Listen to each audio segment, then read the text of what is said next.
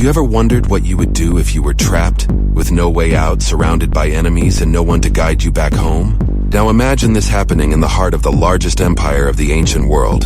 No food, no allies, and no maps. This is the story of 10,000 Greek soldiers who, against all odds, fought for their lives, crossing deserts and icy mountains surrounded by deadly dangers. And the most surprising part? Their leader in this epic odyssey wasn't an experienced general but a philosopher. Curious to know how it all ended? Stick with me because this story will surprise you. I'm Josimar, and this is the Spectrum of History.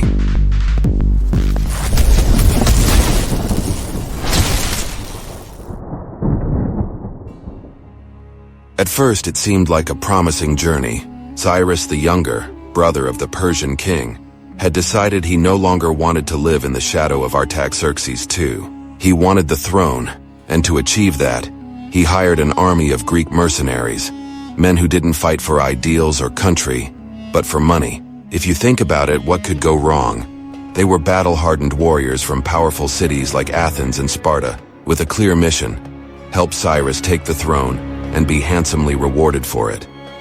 But as often happens in life, things didn't go as planned. The decisive battle took place at Cunaxa, and in it Cyrus was killed. Suddenly, that army of 10,000 Greeks was without a leader, stranded in enemy territory, and without any plan to get home. What would you do in such a situation? How do you hold on to hope when everything around you points to disaster? As if Cyrus's death wasn't the worst-case scenario, fate dealt another cruel blow. Tissaphernes, a Persian general, approached the mercenaries with an offer of peace. He promised to safely guide the Greeks home, as long as they handed over their weapons. Imagine the dilemma. Accept the offer and trust an enemy, or reject it and risk starvation or dying in battle. The Greek leaders, exhausted and seeing no other choice, decided to trust Tissaphernes. It was the most human choice. Fear of the unknown pushes us to believe in promises that, deep down, we know might be false. And that's exactly what happened. The leaders were deceived, captured, and executed. The remaining soldiers were left without leadership and at the mercy of a cruel fate. At this point, it's inevitable to ask, what keeps someone going in a situation like this? How do you cope with the fact that everything you trusted has crumbled? For the 10,000, only one option remained: fight to survive. But for that, they needed a new leader. And this is where the story gets truly fascinating. Leadership didn't fall on a trained general, but on Xenophon, a disciple of Socrates. That's right, a philosopher. Someone who joined this expedition more out of curiosity than any desire to fight. And now, he found himself in the middle of a very real and existential crisis. Put yourself in Xenophon's shoes for a moment. You're surrounded by desperate men, with no hope of survival, and everyone is looking to you for answers.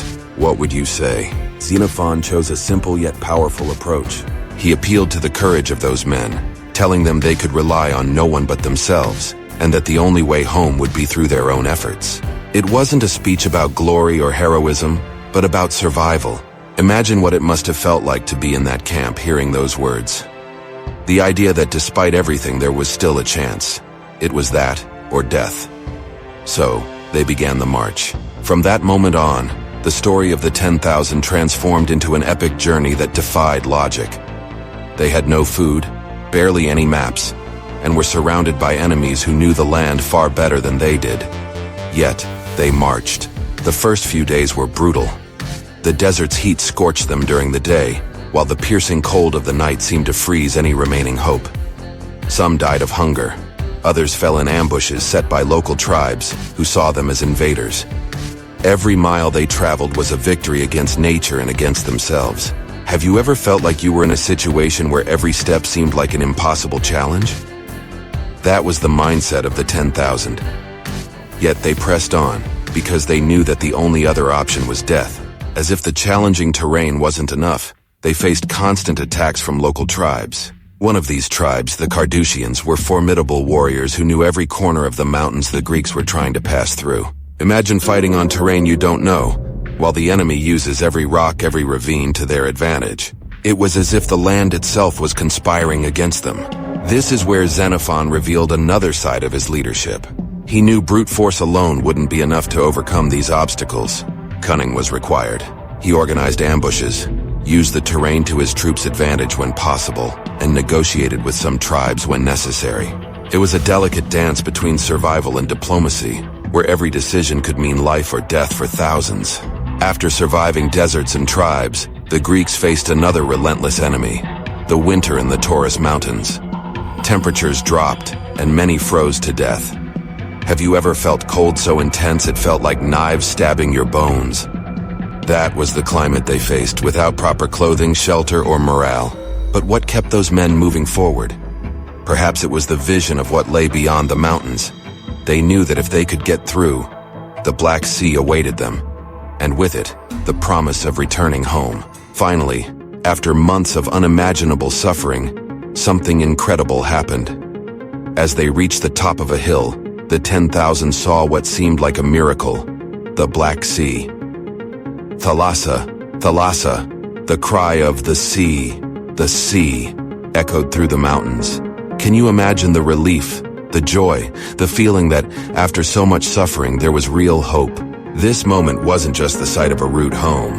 It was a victory against all odds. They had overcome betrayals, bloody battles, hunger and cold. And now, finally, they could see the end of their journey. Perhaps this is the most human point in the entire story. What drives us to keep going even when everything seems lost? For the 10,000, it was the desire to return home, to see their families again.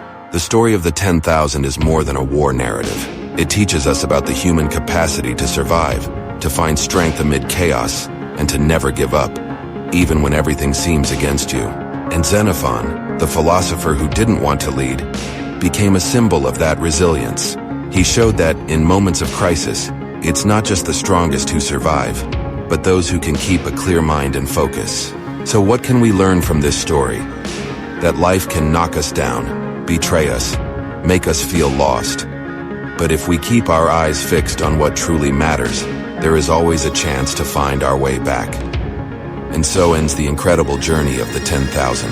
A story that began with ambition and war, but transformed into an odyssey of survival and perseverance.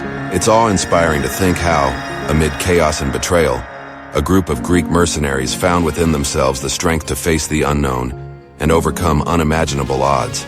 They didn't return home as war heroes, but as symbols of courage and resilience. But perhaps the greatest legacy of this story isn't the battle itself, but what it teaches us about leadership, persistence, and the incredible human ability to adapt and fight for what truly matters. In every step these men took, we see reflections of the challenges we face in our own lives.